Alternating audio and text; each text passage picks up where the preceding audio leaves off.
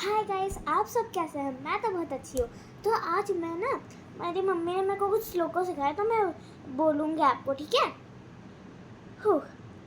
ॐ भूर्भुवस्वः तस्य विदुर्वरेण्यं भर्गो देवस्य धीमहि धियो यो न प्रचोदयात्।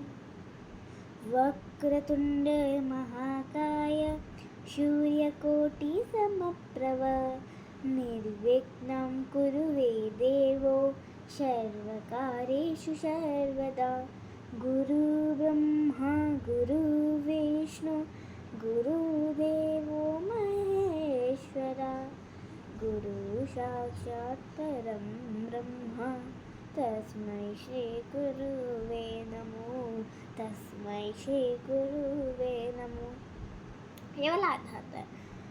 अहिदिनि नन्दिनि नन्दितु मेदिनि विश्वविरोधिनि नन्दन्ते गिरिवरविन्दसिरोधिनि वासिनि विष्णुविनाशिनि विष्णुते भगवति हे शिवि कण्ठकुटुम्बिनि भौर्यकुटुम्बिनि भोरक्रीडे जय जय हे महिषासुरवर्धिनि सैन्यसुतुम्बिनि सैन्यसुते।